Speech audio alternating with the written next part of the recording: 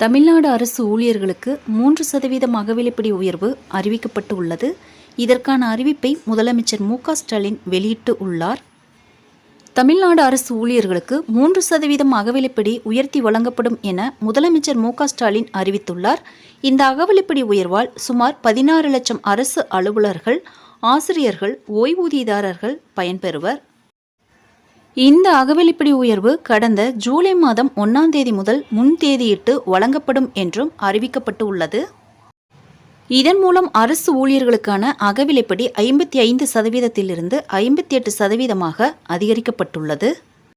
அகவிலைப்படி உயர்வால் அரசுக்கு ஆண்டுக்கு ரூபாய் 1829 கோடி கூடுதல் செலவு ஏற்படும் என அரசு தெரிவித்துள்ளது.